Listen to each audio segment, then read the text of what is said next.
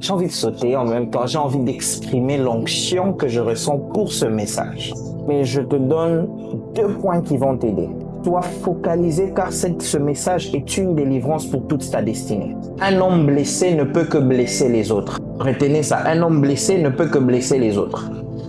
Une femme ou une jeune fille qui se marie avec beaucoup de blessures a 90% de blessés et de détruire son mariage à cause de ces blessures. Ça va de pair aussi pour les hommes. Alors, sois focus pour cet enseignement car tu vas beaucoup apprendre et grandir. Alors, nous allons prendre notre verset de base. Je suis dans Genèse, le chapitre 16, du verset 6e au verset 13e. Je ne vais pas définir les blessures intérieures, mais je vais définir l'origine ou quand est-ce que les blessures intérieures commencent.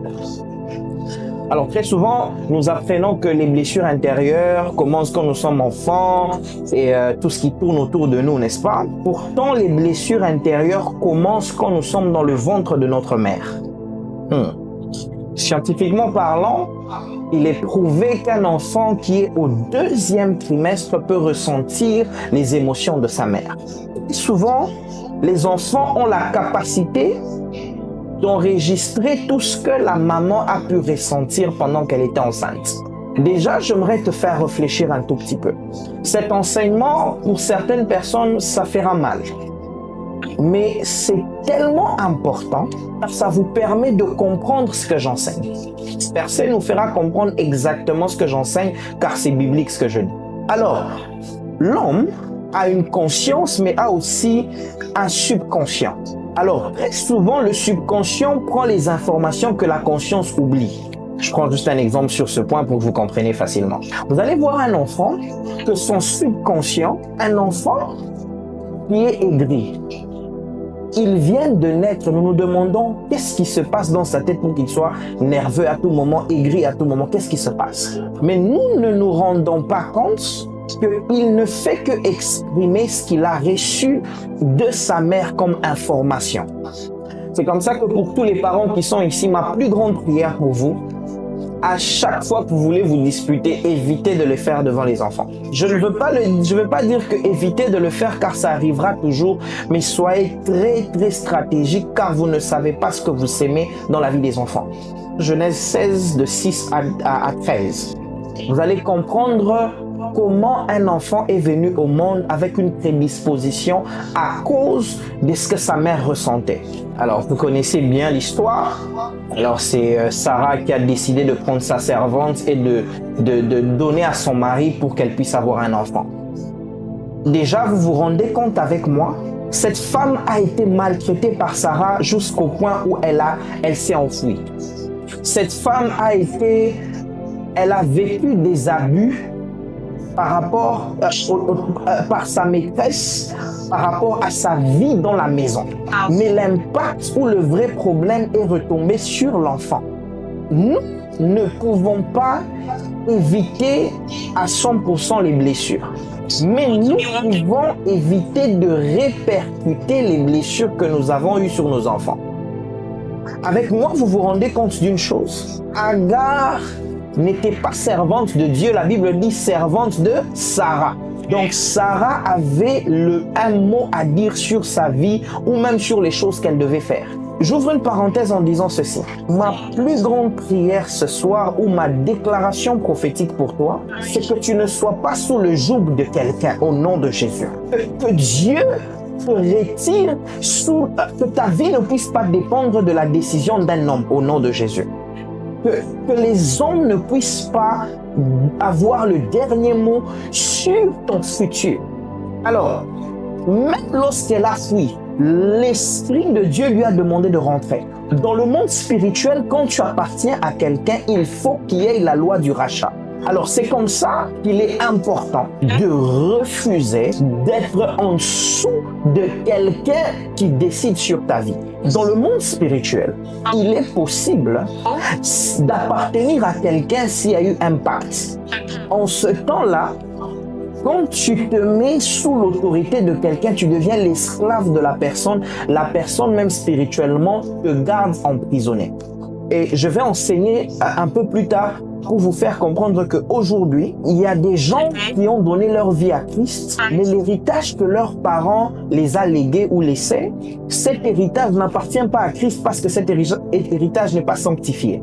Parce que la source de cet héritage n'était pas pure ou n'était pas de Dieu. Mais le point où nous sommes, où le point de base, comme j'enseigne ce soir, c'est d'abord d'attirer ton attention sur les réalités des blessures que nous recevons par la mère. Alors, une petite réflexion ou méditation pour toi. La première des choses que tu dois savoir, c'est que si ta vie dépendait de toi-même, il y a des choses qu'on ne pouvait pas retrouver en toi, mais qui étaient liées à ta mère. Je ne sais pas si ça vous est déjà arrivé. On vous dit, mais tu réagis comme ta mère. Tu réagis comme ton père. Pourquoi? Parce que les informations qui ont quitté de ta mère à toi sont aussi passées par tes émotions. J'ai discuté avec un docteur et la question que je lui ai posée, c'est que pourquoi il y a certains enfants, lorsqu'ils viennent au monde, ils sont très joyeux, mais il y a d'autres qui ils ont l'air d'être tristes. Il me dit qu'ils ne font qu'exprimer les émotions qu'ils ont reçues des parents ou de la mère. Alors, je veux que tu réfléchisses aujourd'hui. D'où proviennent tes réactions? Sont-elles normales ou tes réactions ont été affectées par ce que tu as vu d'abord? Quelqu'un me dit, mais comment je saurais? J'étais dans le ventre de ma mère, comment je vais ressentir tout ça? La vérité est la suivante. Ce n'est pas par tes capacités que tu reconnais ce qui s'est passé. C'est par le Saint-Esprit que tu reçois les révélations des choses qui se sont passées quand tu étais dans le sein maternel. Et ça te permet de prier avec la révélation. Quelqu'un me dit, mais est-ce que c'est important? C'est aussi important comme les prières que tu fais pour être détaché des liens de famille. Car les liens qui sont liés aux émotions ou aux sentiments sont même plus forts que les liens de famille. Parce que les émotions peuvent te faire perdre ce que tu as bâti pendant 10 ans. Est-ce que je gêne quelqu'un? Il est possible que la mauvaise gestion des émotions ou des sentiments te pousse à perdre quelque chose que tu as bâti pendant 10 ans. Je vais donner un exemple. Je préfère prendre mon propre exemple. Quand j'étais un peu plus jeune, j'étais très colérique. Donc si je me suis déjà convaincu que je vais te faire du mal, je dois arriver jusqu'au bout. Même si tu disparais, même si tu te caches, il faut que je te fasse du mal. Mais je vous révèle quelque chose qui m'est arrivé. Il y a ceux qui vont rire, mais il y a ceux qui vont mieux comprendre ce que je dis. Un jour, je fais la délivrance d'un jeune garçon qui avait touché au fétiche certaines choses. Et lorsque je fais la cure d'âme de cet homme, il me fait une révélation ou une confession qui m'a choqué. Il me dit, la motivation d'aller toucher au fétiche, c'est parce qu'un jour, tu m'avais tapé. Ce que vous ne comprenez pas, c'est que l'action d'une journée peut former une sémence de toute une vie. Et il a fait plus de 5 ans dans cette sorcellerie à cause d'une seule chose qui s'était passée entre nous. Alors maintenant, pourquoi j'ai pris cet exemple? Pour te ramener à une réflexion profonde. Vous allez voir un jeune garçon très beau, très élancé, mais il est très complexé parce qu'un jour, il y a une parole que sa mère avait déclarée et c'est resté dans son esprit. Et la vérité, c'est qu'après, c'est sa femme qui va souffrir. Mais la bénédiction est lorsque tu as la capacité d'avoir la connaissance sur ces choses et de prier pour ça, pour guérir complètement. Un jour, par la grâce de Dieu, je viendrai donner mon témoignage et vous allez comprendre certaines choses. Donc, ton premier sujet de prière, dis à Dieu, révèle-moi les choses qui ont affecté mon caractère, mais qui sont venues depuis ma naissance ou depuis ma conception. La deuxième des choses, je parle d'une alliance. Sa mère était esclave d'une personne, même spirituellement, le Saint-Esprit n'avait pas le droit de libérer sa mère. Que Dieu te révèle, s'il y a une personne sous qui vous êtes, en fait, une personne qui impose sa domination sur vous. Peut-être toi, tu ne sais pas, tu es né, on t'avait déjà vendu. Toi, tu vis seulement la vie qu'on a déjà imposée avant même ta naissance. Alors, on va lire de 10 à 13. Ça, c'est bizarre. En fait, ça, c'est ce qu'on appelle, c'est une parole de connaissance qui amène à la prophétie pour dire comment cet enfant sera. Il sera un âne sauvage parce que sa nature est déjà sauvage. Il a été affecté, impacté depuis le sein de sa mère. Je vous révèle un secret que Dieu m'a donné. l'histoire ou la destinée d'un enfant s'écrit lorsque déjà l'enfant commence à communiquer avec la mère. Apprenez à parler à vos enfants même s'ils n'entendent pas. Car en réalité, ils entendent. Le futur de l'enfant est taillé déjà depuis le sein de sa mère. Parce que lorsque l'enfant est dans le ventre, les coups sont en train de façonner déjà ses émotions et son caractère. Qu'est-ce qui fait que du même ventre, il y a un enfant calme, il y a un enfant agité, il y a un enfant timide, il y a un enfant... Qu'est-ce qui fait que les enfants soient différents, mais ils proviennent du même ventre, du même père, de la même mère et de tout ce qui va avec? La vérité est que les réalités ont été différentes. C'est comme ça que, chère maman, chère future mère, même quand c'est difficile, ne permettez jamais à votre enfant de subir la douleur que vous subissez. Refusez. Ça ne va pas entre toi et ton mari, mais cela ne signifie pas que l'enfant doit subir les informations que vous avez. Alors après, il dit, en quelque sorte, le verset 12e bien sûr, sa main sera contre tous. Déjà, l'esprit de rébellion, il est né avec un esprit de vengeance. Donc, pour lui, tout ce que sa mère a subi, il doit se venger d'une manière ou d'une autre. J'ai rencontré des hommes qui détestent les femmes. Quand tu lui poses la question, est-ce qu'il y a une femme qui t'a fait du mal? Il dit non. Mais lorsque tu regardes comment peut-être sa mère a traité son père, depuis lors il s'est dit, moi je ne peux jamais avoir une femme. Enfin, lorsque tu regardes la façon dont sa mère a traité son père, à la fin il se sent frustré et il se dit, jamais je peux avoir une femme. Ça, c'est pas un sujet de prière, mais c'est un devoir que je te donne. Regarde ta définition du mariage ou ta définition des relations par rapport à comment tes parents ont vécu. Si tu vois des zones qui te font peur par rapport à ce que tu as vu dans le mariage de tes parents, tu es malade, tu as besoin d'un traitement. Je vous donne un exemple.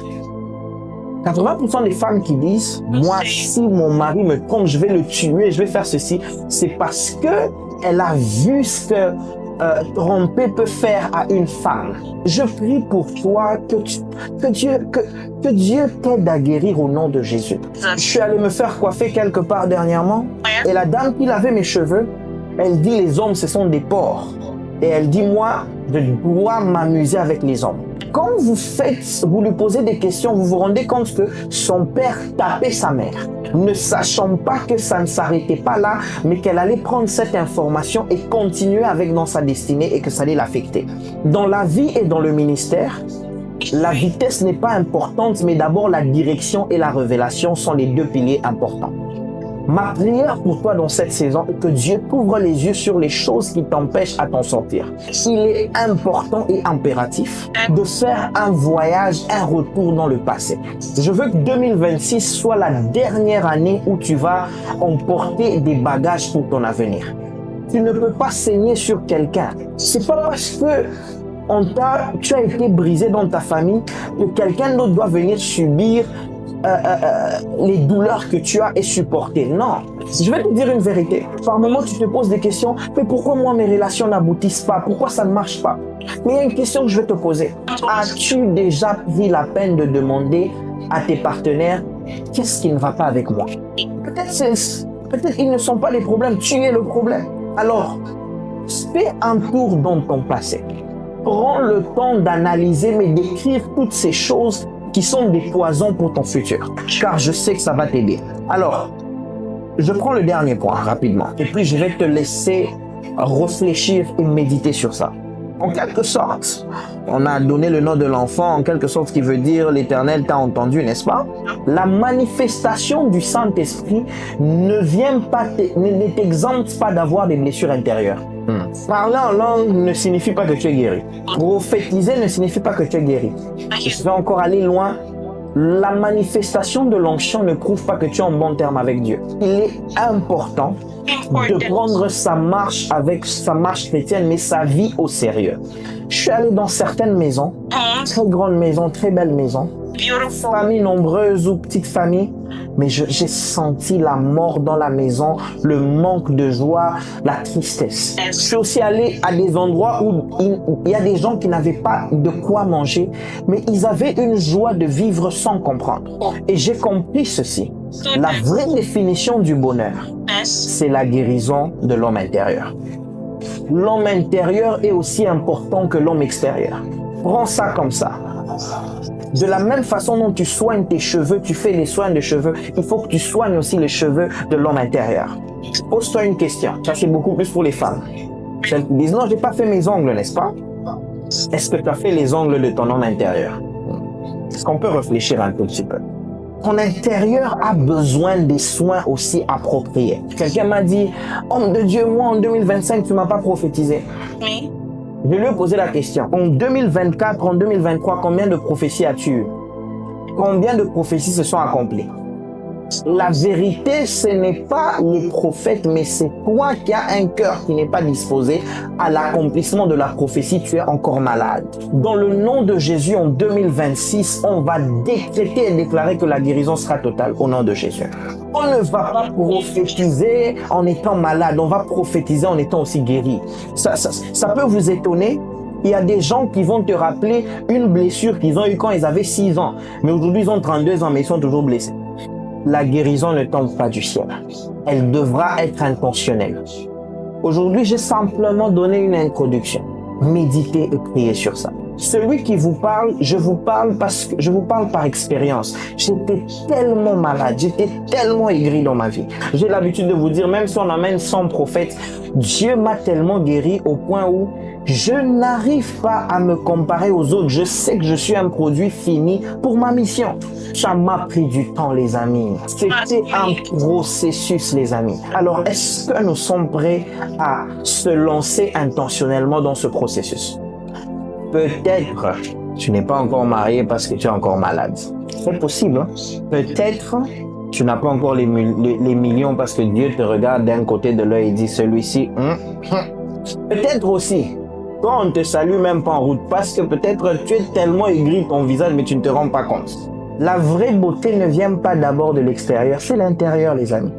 Il y a beaucoup de belles filles, leur rôle c'est seulement de faire les publicités des voitures et des maisons parce que c'est pour ça qu'elles existent. Que ça ne soit pas ta portion au nom de Jésus. Et je finis en disant ceci. Le Saint-Esprit est en train de me dire quelque chose. Tu es passé par une saison de transition. Peut-être tu étais une femme, aujourd'hui tu es devenue mère, tu as fini les études, tu n'as pas de travail. Tu sens que tu grandis, les choses n'avancent pas. Ça a créé un pack d'émotions ou beaucoup de blessures en toi. Et en fin de compte, tu te dis, tu as beaucoup prié, Dieu ne t'a pas répondu. Dieu est en train de me dire ceci pour toi. Tu n'es pas supposé suivre la bénédiction, mais la bénédiction est supposée te suivre. Aligne-toi seulement un tout petit peu à la pensée de Dieu. Libère ton cœur et attends car la prophétie s'accomplira. Alors, je vais faire une prière ce soir. Mon Dieu, merci Saint-Esprit. Tu sais ce que tu es en train de chercher là avec vitesse? En réalité, dans le monde spirituel, c'est supposé te chercher toi avec vitesse. Tu n'es juste pas à ton poste avec le cœur disposé. Alors ma prière pour toi est la suivante. Saint-Esprit de Dieu, le Dieu des esprits des prophètes, je crois en ta fidélité. But I believe in your faithfulness. I pray for your people. May this season be a season of revelation. Que cette saison soit une saison des révélations profondes. Que les choses cachées soient révélées. Que les blessures enfouies dans le subconscient reprennent surface afin qu'on puisse les traiter et que nous soyons guéris. May every wound that is hidden deep inside of us, may you reveal them so that we can be healed completely in the name of Jesus. Father, I pray for your people. Remember us. We are coming the way we are so that you can shape us. You can change our destiny. Nous venons tels que nous sommes afin que tu nous façonnes et que tu changes nos destinées. Guéris dans les profondeurs. Révèle toute cette semaine que le domaine des rêves soit tellement ouvert, soit tellement profond et que les choses que l'œil n'a point vues, les choses qu'ils avaient oubliées, même les choses qu'ils ne connaissaient pas, ces choses soient révélées et soient traitées au nom de Jésus. Father, reveal yourself to us. We don't want to only hear from you, but we want to be healed completely in the name of Jesus. Dans le nom puissant de Jésus. In the mighty name of Jesus that we have prayed. Amen, amen, amen. Amen, amen.